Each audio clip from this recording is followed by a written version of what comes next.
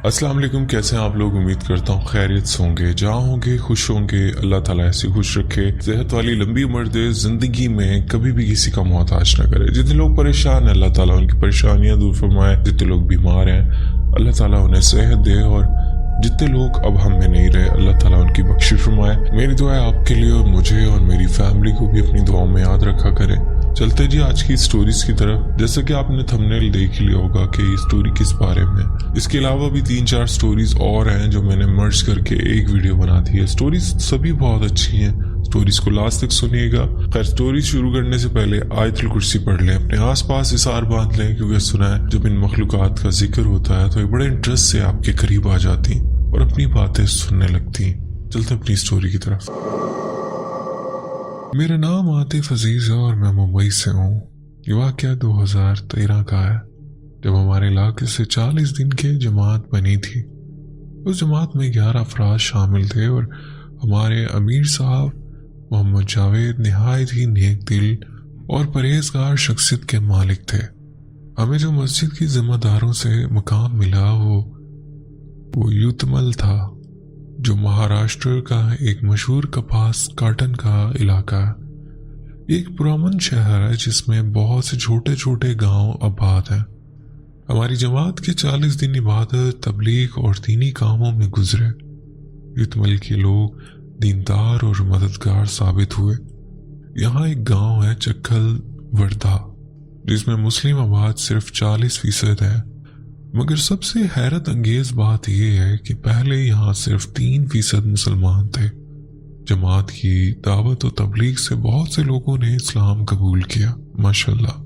जब हमारा आखिरी हफ्ता चक्खल वर्धा में गुजरना था तो वहाँ के मकामी जिम्मेदारों ने हमें खुश आमदेद कहा, मगर एक बात इन्होंने हमें सख्ती से हिदायत की, रात के 12 बजे के बाद कोई भी बाहर ना निकले, खासकर वॉशरूम या किसी भी हाजत के लिए भी नहीं।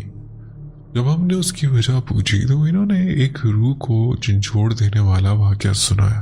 उनका कहना था कि रात को एक चुड़ैल यहाँ घूमती है, जिसको गोद में एक बच्चा होता है। वो रोती है, मदद मांगती है, मगर जो भी इसके पास जाता है वो या तो पागल हो जाता है या मर जाता है। लोग कहते हैं कि ये सब इस वक्त का वाकया है जब मस्जिद नई बनी थी। एक औरत के साथ या तो जबरदस्ती हुई थी या दोनों की रस्मबंदी से एक बच्चा हुआ था, मगर किसी वजह से उस औरत ने मस्जिद के सामने के कुएं में छलांग मारकर खुशी खुद कर ली।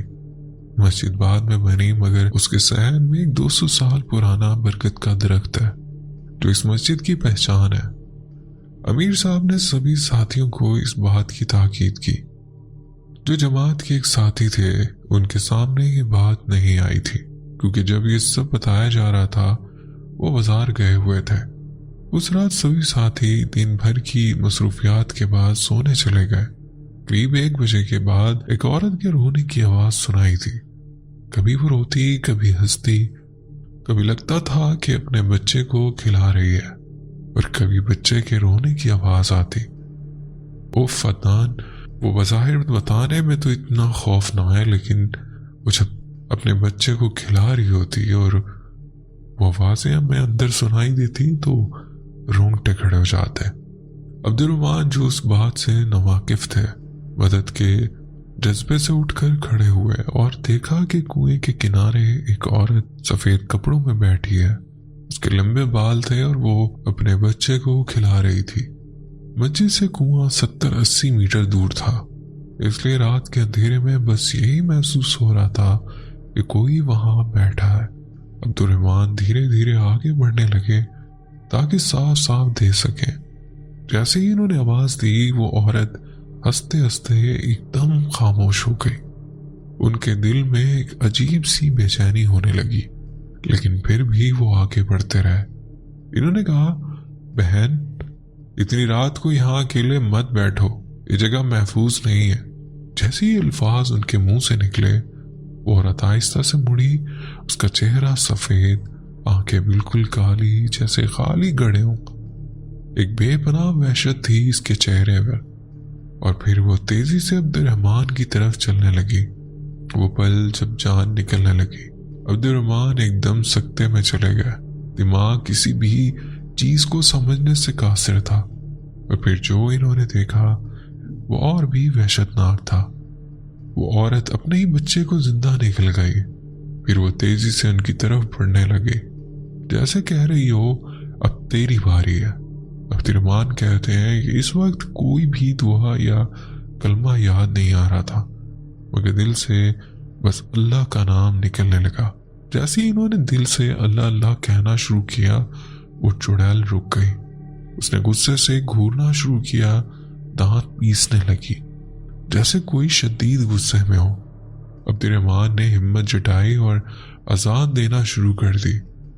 جیسے ہی اذان کی آواز گونجی، وہ چڑیل تیزی سے کنویں کی طرف بھاگی، جیسے اس پر اللہ کا عذاب آ گیا ہو۔ جب تک اذان مکمل نہیں ہوئی، وہ کنویں کے اندر ہی چلاتی روتی چیختی رہی۔ اس کی چیخوں کی آواز میں نے مسجد میں بیٹھے ہوئے خود سنی، مگر میری ہمت نہیں ہوئی کہ باہر جاؤں۔ جب ہم سب ساتھی اذان کی آواز سن کر وہاں پہنچے تو دیکھا کہ عبدالرحمن کنویں کے پاس اذان دے رہے تھے۔ امیر صاحب فوراً ان کو کھینچ کر مسجد لے آئے۔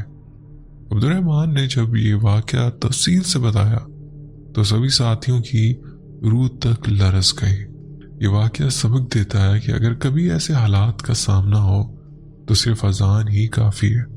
اذان ہی سب سے بہترین حفاظت ہے۔ اللہ تعالیٰ ہمیں ہر شر سے محفوظ رکھے، آمین۔ تو بہت شکریہ، آپ نے اپنی سٹوری ہم سے شیئر کی۔ بڑھتے ہیں ایک اور سٹوری کی طرف۔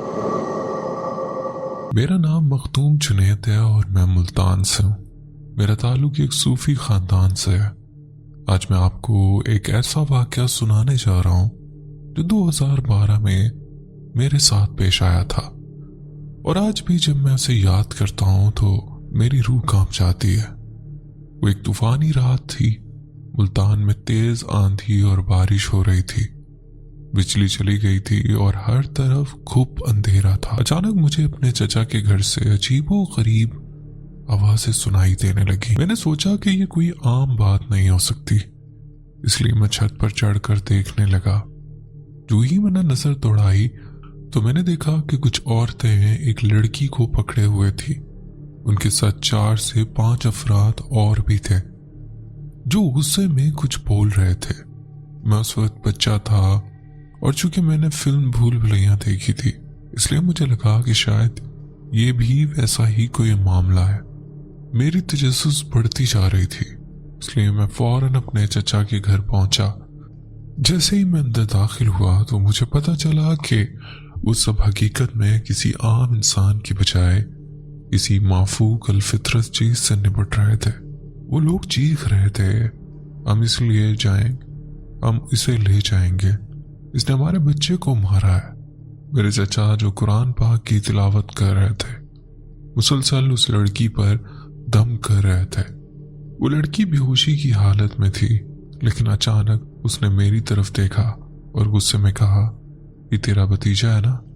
اگر تو نے اسے بچانے کی کوشش کی ہم اسے مار ڈالیں گے۔ چچا نے فوراً میری طرف دیکھا اور مجھے کہا، بیٹا تم یہاں کیا کر رہے ہو؟ فوراً اپنے گھر جاؤ۔ میں فوراً وہاں سے نکل آیا، لیکن میرا دماغ مسلسل اسی واقعے کے بارے میں سوچ رہا تھا۔ اسی رات میں اپنے بستر پر لیٹا ہوا تھا۔ جیسے ہی میں نیند میں جانے لگا، مجھے محسوس ہوا کہ کوئی چیز مجھے بستر سے کھینچ رہی ہے۔ میں نے آنکھیں کھولی تو کسی نے واقعی مجھے بستر سے اٹھا کر زمین پر پٹک دیا۔ اسی لمحے ایک پراسرار آواز آئی، اس لڑکی سے دور رہو۔ مجھے شدید خوف محسوس ہوا۔ میں فوراً اپنی امی اور ابو کے پاس بھاگ گیا اور سارا واقعہ اپنے چچا کو بتایا۔ اس دن کے بعد چچا نے اس لڑکی کا علاج کرنے سے انکار کر دیا۔ ایک ایسا واقعہ تھا جو آج بھی میرے ذہن میں تازہ ہے۔ اللہ سب کو ایسی مخلوق سے محفوظ رکھے، آمین۔ اگر آپ کو یہ سٹوری اچھی لگے تو لازمی شیئر کیجیے گا۔ بہت شکریہ، آپ نے اپنی سٹوری ہم سے شیئر کی۔ میرا نام مسکان ہے اور میں بھارت سے ہوں۔ میں آپ کی کوئی بہت پرانی سبسکرائبر تو نہیں ہوں، لیکن 4 مہینے سے آپ کے چینل پر ہوں اور کافی کہانیاں سنتی رہتی ہوں۔ آپ کی کہانی سنانے کا انداز مجھے بہت زیادہ پسند ہے، اور اللہ آپ کو کامیاب کرے، آمین۔ सामीन, मैं आपको अपनी अम्मी के साथ पेश आया एक सच्चा वाकया सुनाना चाहती हूँ। ये बात 2019 की है, जब मेरी उम्र 10 या 11 साल की हो चुकी थी। उस वक्त सर्दियों का मौसम था और काफ़ी ज़्यादा ठंड पड़ रही थी। जैसे ही घर से बाहर निकलते हर तरफ धुंध ही धुंध नजर आती थी। मैं दिल्ली में रहती हूँ, लेकिन ये वाकया मेरे होम टाउन का है। जब मैं और मेरी फैमिली वहाँ गई हुई थी, मेरे अब्बू हमें वहाँ छोड़कर वापस दिल्ली जा चुके थे। हमारा घर वहाँ मुकम्मल नहीं बना था, सिर्फ एक कमरा और एक वॉशरूम था। हम आमतौर पर अपनी दादी के घर सोते थे।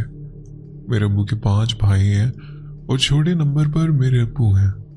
हमारे घर 3 बाएं तरफ और 3 दाएं तरफ थे। बिल्कुल आमने सामने हमारा घर सबसे आखिर में था और दादी जहाँ रहती थी वो सबसे पहले था।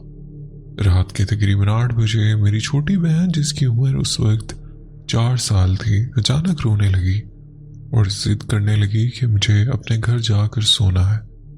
अम्मी ने इसे समझाने की कोशिश की, लेकिन वो बिल्कुल भी ना मानी और जिद पर अड़ी रही। आखिरकार अम्मी ने इसकी बात मान ली, लेकिन मेरा बिल्कुल भी दिल नहीं था कि हम वहाँ रात गुजारें। लेकिन आखिर में मुझे भी साथ जाना पड़ा। हम 5 लोग थे, मेरी अम्मी, मैं, मेरी छोटी बहन, मेरा 9 महीने का छोटा भाई और एक और भाई। अब वो हमारे साथ नहीं थे। जैसे ही मैंने अपने तीनों कजिन्स को भी साथ ले लिया, जो कि मेरी ही उम्र की थी, हम सब दरवाज़ा खोलने के लिए आगे बढ़े। जैसे ही हम दरवाजे के करीब पहुंचे तो हमें सामने कुछ बैठा हुआ नजर आया। वहां पर काफी ज्यादा अंधेरा था, इसलिए हमें वाज़िह तौर पर कुछ दिखाई नहीं दे रहा था।